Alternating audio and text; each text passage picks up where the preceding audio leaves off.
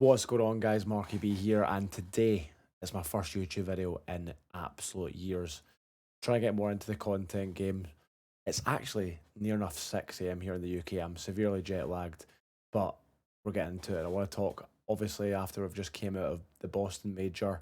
Now is a perfect time to go through each of the teams, give my reasoning, and put the teams into tiers. I think that it's pretty simple. It's, everyone's seen a tier list before. It's not really that complicated. I'm going to go through each team. I'll give you a little bit of a breakdown and we'll see where it's at. So, starting off with Vegas Legion, we'll go off them to start off with here. And I think Vegas, to be fair, I think at different moments they've shown that they can hang with a select amount of teams. I think they've been getting talent diff in a lot of different series against the top squads that they've faced up against. And I think for me that it's going to be a struggle for them throughout this entire season to be able to compete with the likes of Ultra, FaZe, OpTic, even some of the other squads, to be honest with you, New York, etc., when they continue to improve. So for me, I think that they are going to continue to need to maybe make some adjustments in terms of their roster, just continue to improve. I think that for me, teams like Vegas, when you look at the other rosters, need to have a real strength that isn't respawn. I think they have shown glimpses of being a good S&D team, and I think that that's definitely the path they need to go down. I think that that's a big mistake that a lot of teams actually make in the Call of Duty League when they're like composing rosters. And if you look at the likes of Ultra during the Cold War season, you know, we weren't that great at Hardpoint. Like we had some good hardpoint maps, the likes of Red Hardpoint that we were strong in, and we could, compete and win pretty much the majority of them. But you need to get your hardpoint to like a 50% if you want to be a top team. But our real strength was in those other game modes, the 2-3-5s, which are S&D and control. And I think that Vegas really need to have a strength in either S&D or control if they're able to extend series and, grind out results at the end of the day to push them into that sort of top six threshold. Like I said, off the rip of this, I think that that's the biggest issue that a lot of teams make here is in the off season they try and build the most talented roster possible. When you're on that lower budget scale, the likes of the Vegas, even teams like LAG now who have kind of previously been known to have high budgets, Carolina, etc.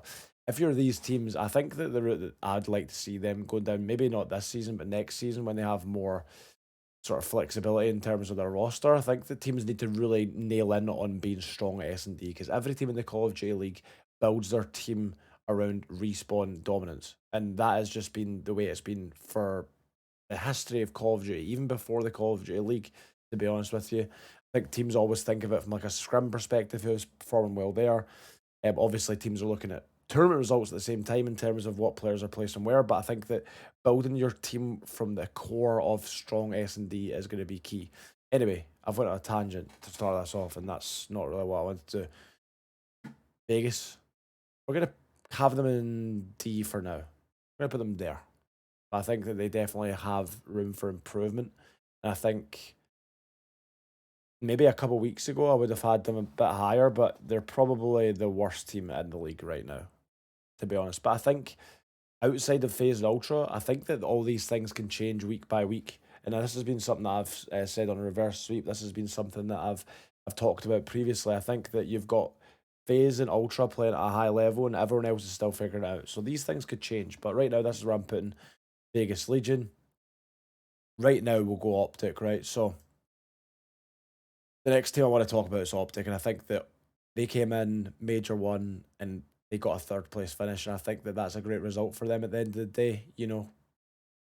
They've had up and down weeks. They've looked poor in S&D, but then they've looked good. Then they've had some issues in different respawns. But at the end of the day, I think that they're still a team that's continued to improve and improve as the season's gone on.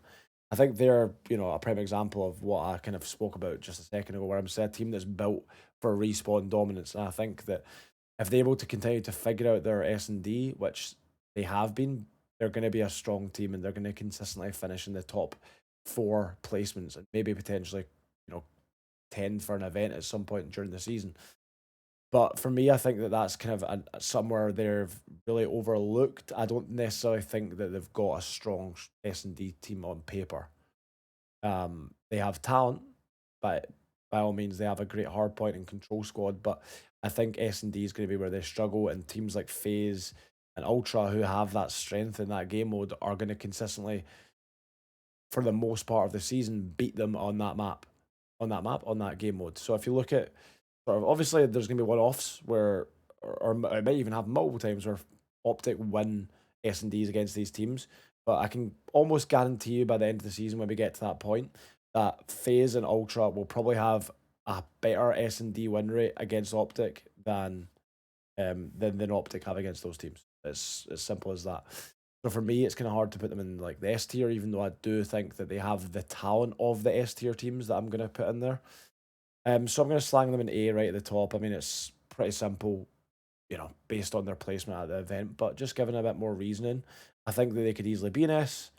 I think that they are a team that is full of S tier talent, but it's one of those ones right now they're in A.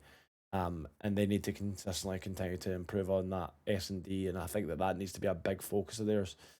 And now we'll move on to LA Thieves. So LA Thieves are a team filled with rookie talent, and we're hearing rumours of potential roster changes, the likes of Cammy being dropped for Nasty, who obviously is part of my squad over here in Challengers, so hopefully that doesn't happen, but hopefully it does happen for his sake, if that makes sense. Because at the end of the day, I want all of our players to get back into the league at some point, so I'd be very happy for Byron Nasty if that was to be the case, but for now, we don't really know. It's kind of up in there. So we're gonna, put LA Thieves based on their current roster, which is obviously Cammy, Afro, Joe Deceives, and Ghosty. We're assuming things are going to change, but actually, you know what? Let's make it spicy, man. I'm just gonna give a bit on their new roster, potential new roster. Let me just put that as a factor into this whole conversation because we're assuming that they're going to make a roster change. So let's change up the vibe here actually, and let's actually make that a factor into this. So let's just assume that they're making these roster changes, all right? So, but Nasty for Cammy. I think that's a very like for like change. I think Cammy, for me, whenever there was rumours when I was an Ultra of him leaving to go somewhere else, Nasty was always one of those guys that we were looking at as a replacement because he plays a very similar role to Cammy, and I think that they definitely can see that being a lateral move at the same time because I think that both players are very highly skilled. Nasty on this game is very good, so in my opinion, I think it's definitely going to be great to see how he performs if he's back in the league. Joe, obviously being the young rookie talent on this squad, potentially getting replaced with Kremp, who is somewhat a rookie himself. He's got only a year within the CDL at this point, but I think that he is definitely someone that still has a lot of room for improvement. Most recently came off a victory at the Boston Challengers, so I think that he's definitely coming in hot and understands this game to a high level. I think it's always good when you bring in these Challengers players into actual league teams because sometimes it's just a fresh face with new ideas and different ways of playing certain situations is always great. I think if you look at when we brought in Insight into Toronto Ultra, although we had a lot of strengths already as a team, I think that there was a couple of things we were lacking in, more so S&D and discipline.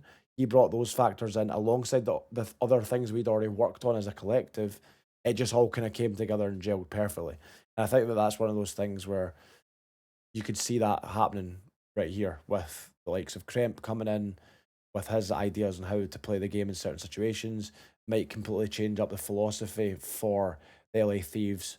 I think that that's a key thing for the Thieves guys and the coaching staff is making sure that they're open to these players coming in from challengers and giving new ideas, and not just assuming that everything they've learned in that realm, although it may be lore, is insignificant because it's not. So, you know what? I think LA Thieves have the talent to be at least a B list team. I think that they obviously had a poor result and a terrible stage. But if these changes are coming in, a little bit of a shake up, I think the talent on there, the composition on that team might be slightly improved now by bringing in someone like Kremp who can maybe mesh a bit better with Afro. So I think that I'm going to move them into the B tier, and I'm going to use, because it's boring if you just do a tier list after an event. Because at the end of the day, if you don't factor in the roster changes, you're pretty much just going to rhyme through all the placements at the event. That's for the most part how these things go. Let's make it a bit more interesting. Let's get the team changes in the mix. Next up, we're going to go with Miami Heretics, team that I was severely high on going into the season in terms of like what you'd seen off them previously. I'm going to put them in B, and I'm going to explain why, right? So they're up and down like a yo-yo. First and foremost, they've came in and had 6-0 weeks where they win all 6 maps. Then they're having 0-6 weeks. Then they're having 6-0 weeks. And then they're having 0-6 weekends at the major. So they've been incredible or terrible. And there's no in between with the Miami Heretics. So they've decided to make a roster change. Rumored bringing in Eric Boom for Journey. I think if you look at Journey's performances, even in the matches they were winning 3-0, he was consistently, statistically performing as their worst player. So I think it's definitely an area that they can improve from. I think Eric Boom's team in challengers have consistently placed well. They've been the kind of contenders alongside that FaZe Black team within challengers in NA. So I think it's again going to be one of those ones where you're bringing in fresh ideas and new looks into this roster, and I could see them continuing to improve with that new reshuffle. And obviously with this Miami team, it's one of those things with them being a Spanish-based team. There's only really a few players they can bring in. Eric Boom, obviously being their designated substitute in the first place, makes most sense for it to give him a chance. And I think that Miami are definitely going to operate more as a sports team. You could see them making maybe potential shifts down the line, but I think the thing that really holds them back in a way and also benefits them is being a Spanish speaking team first and foremost. It just limits the amount of players they can bring in. Realistically, if that team could maybe make a couple little different changes without language being a variable, I think that they have the talent, and some of them have the talent to be a top team, but they're in a situation where their kind of hands are tied behind their back in terms of talent. There's Eric Boom, and then outside of that, you've got the roster of like the likes of Super, Yako, etc., who came out and placed top 6 at the Challengers event just there. But again, they're players that have all been around those guys. I don't really think it's fresh ideas, players that they've all played with previously. And I think the only other one I could think of would be Snoopy, that would be a candidate for someone that you'd want to bring in. But Boston aren't going to let him go. He's an incredibly young talent and someone that's going to continue to improve and improve and improve. But Miami, for me, are a team that have an incredible amount of teamwork when they're on point. And I think that sort of mentality that they have as a collective, as a sports team almost, really allows them to do that. It just, there's something missing there to take them to that next level and provide that consistency for them. I'm going to put them in the B tier for now. I think they could easily, 1 week be S tier, 1 week be D tier, you know? Like I said, it's one of those ones. Royal Ravens, honestly, they're making changes, and they had a great little run at the event. But for me, I still don't foresee them ever pushing into those top 4 placings. The likes of LA Thieves, Miami, although Thieves came last place, Miami came last place as well. They both had shocking weekends. I could see them having a great one and pushing into the top 4 for me. Although I'm great friends with the guys in Carolina, the likes of Clay, Fellow, etc. Even all those guys, I wouldn't really say great friends with all of them. Definitely Clay, really good friends with Clay. And I think that he's one of those guys that is consistently want to perform and push into those top 4 placements. But for me, I think it's going to be a struggle for them to do that. I think that they don't really have the talent, in my opinion, to consistently push that or even do it at some stage throughout the season. Whereas the LA Thieves and Miami, I could see those 2 squads getting in the mix at different events. I think they're going to be up and down throughout the season. And I think with these most recent changes, LA Thieves being proactive, I can see them having a good next stage. So I'm going to put Carolina on C for now. Minnesota, that's the next team we're going to talk about. I'm going to just say first that great result and great end to the stage for them, really, because they started off absolutely dog shit. You know, you look how they performed in the first couple of games. For me, I thought they were destined for last place at the event. They made a little turnaround. I still wasn't convinced. Then they kept going. They kept pushing. They went 4-0 to end their online stage. Then they come in and they close out and finish fourth at the event, which I think is an incredible result for them. Again, I kind of put them in the same conversation as Royal Ravens in terms of the talent situation. I think that they're always going to struggle to compete with the OpTics, the Ultras, and the FaZes.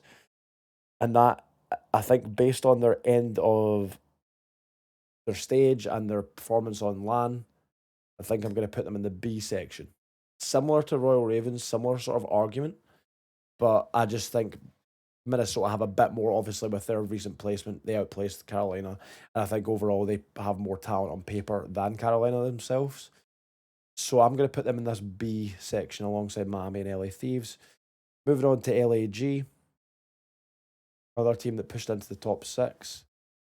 Think that they are going to be in the conversation for that sort of champs placement. But I'm just going to break down the tiers right now. D are just like, you're dirty dog water right now. C and B, you're in the cusp of champs. Like, you guys are kind of narrow in between.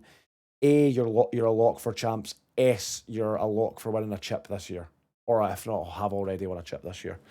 So we're gonna move LAG into C, right? And obviously, off a top six placement again. This may sound dumb. No hate for the LAG guys. I'm actually good friends with the LAG guys still that are there. I think that they're a great team, and I think that they're going to continue to cause upsets throughout the season. But I think the way this league is going to shape up is, in my opinion, the reason that I'd put LAG in C, because I just think earlier on in the game you have that sort of that difference in terms of effort levels and how teams play the game, etc. But towards the end, as the game and the season goes on, everyone starts to figure out how the game is played.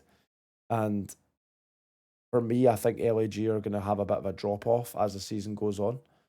And I think that that's going to be one of the reasons that I put them into C. I mean, right now, I could easily put them in B. I think that there's definitely a conversation for them to be in the B section. But at the same time, the results I've seen, the inconsistencies there, the S&D troubles, which ultimately were a bit better at the event themselves. But again, I think that I'm going to have them the top of C above Carolina, below LA Thieves. Miami Heretics. Actually, we're going to shuffle this around a little bit. I'm going to put Minnesota first on B. This is kind of where I'm at right now. We don't even need to waste any time. We're whacking Ultra straight into S tier. Simple fact of the matter. From top to bottom of the organization, they're on job. You have good management, good support staff, good content staff, and you have a top player in every single position. And they've got a good composition as well. So they've just got everything going right from my opinion. In terms of their composition, obviously you've got Scrap being that Slayer and AR. You've got Insight being that more disciplined AR that allows Scrap to maybe play off the leash, maybe make more mistakes. You've got Toby, same conversation when it comes to Toby, Kleenex, and Envoy as it is with Insight and Scrap.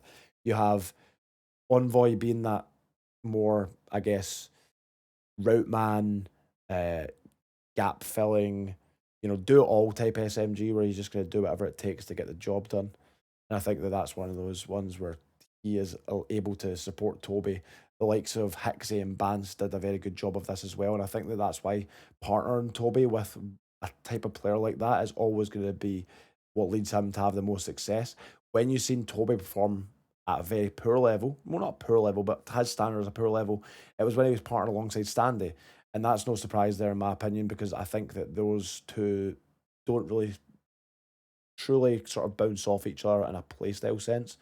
So for me, I think that that's why I'd have Ultra at the top in the S tier. Outside of them just winning the event, I think they're going to consistently contend for championships throughout this year, as they have throughout the history of the CDL. New York, we're going to put them into A. They're the world champions. I think it goes without saying that they definitely have the ability to get to that point again. They had ups and downs throughout last season. They came top 12 at, or they came top 12 at one event, top 8 at one event. I'd need to maybe check that, but at least either double top 12 or top 12, top 8 at 2 events last year, despite winning 3 of the other events. So it's one of those ones where they have a history, regardless of their success, of having some inconsistent results. And they started off this league pretty strong. And I think that they're going to get better and better as the season goes on. They're going to continue to figure it out. Bad result of the weekend, don't get me wrong. But at the same time, I think that they're going to be a team that's going to contend for championships at some point throughout this season. So what we've seen so far of them and their previous history as a team and how Sib has also been performing, I'm going to put them into the A tier. Moving on, we've got the Seattle Surge. I think if they're to make a team change and put Alec, I mean, maybe take Alec out of the roster and put in another SMG, I think that they can definitely move into that B tier, potentially A tier, I think.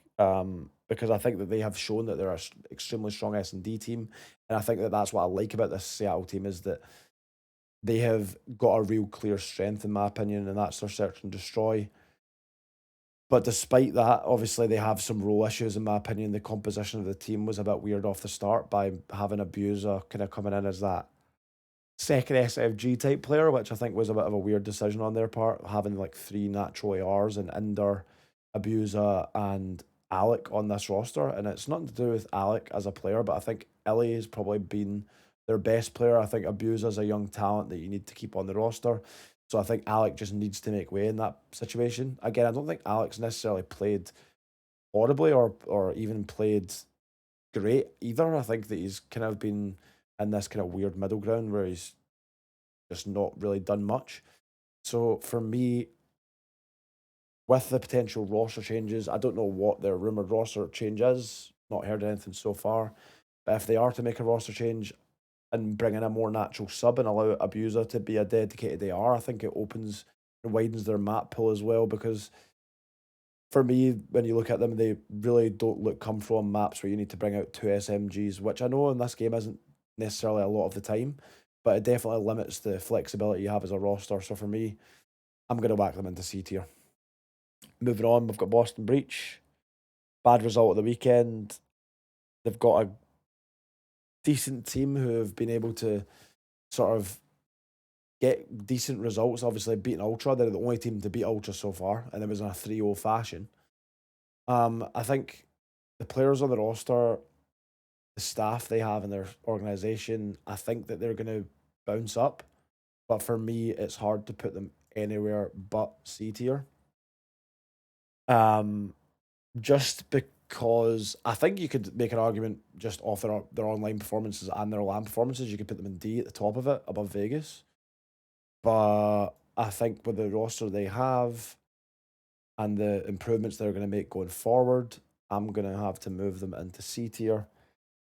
Maybe at the bottom of C tier, just based on results. Then last but not least, we have Atlanta FaZe. I think this is an easy one, to be honest with you. They're the best team in the CDL era in terms of consistency. They definitely could have won more championships, don't get me wrong. I think that they're a team that have underperformed in grand finals. I think that they would even tell you that themselves. And it's not any insult to them. I don't think they choke in grand finals or anything like that. I think it's just they've met top teams in that grand final who have been in better form than them at the time in most of the finals that they've played. But in terms of consistency, there's no doubt in these guys. It just reminds me of LeBron, really, in a way, where, in my opinion, over the last 15, 20 years, LeBron has been the best player in the NBA by a long mile. But has he won consistently in every single final? Has he consistently, been that guy that's just won everything? Definitely not. He's been the best player, but has he been, the most successful? No. And FaZe, they definitely have won every single year and continuing to have success throughout. And I think they've got, in my opinion, one of the best coaching staffs, one of the best organizations, the best players on paper. And they're going to consistently finish in that top 2, top 3 every single event, unless it's an absolute random one and they come in top 12, which has happened a few times over the years. But for the most part, they're in the top spots. So I mean, you don't really need to talk too much on FaZe. They're one of the best teams in the league, and they're going to consistently perform as one of the best teams in the league with the talent they have on the roster, the staff that they have behind them. So for me, this is my list for now. I mean, it's pretty self-explanatory, really. It's nothing crazy, but I think that at the end of the day, some things like new rosters need to be factored in. Otherwise, you're just going to go through the placements of each team. And that's why New York, although they got a bad placement this weekend, I do believe that they can bounce back, come into the next stage and do well. I think it's going to be a bit of a good thing for them, actually, that the hardpoint changes have came in, because they were looking really strong in S&D and control. Their hardpoint was looking a bit shaky, and I think hardpoint's obviously completely changed with this most recent patch, so I think that they're going to come in and be a really strong squad with that fresh mindset and fresh opportunity here. So forgot to mention that, but yeah, I just kind of wanted to give a bit more of a summary on that. Hopefully you guys enjoyed the video. Hopefully I wasn't waffling too much. I'm wanting to just pump out content and just get more videos going now. The content game is going to be stepped up a notch, so hopefully you guys enjoyed, and make sure you guys subscribe to the channel, leave a like on the video, and tune in next time.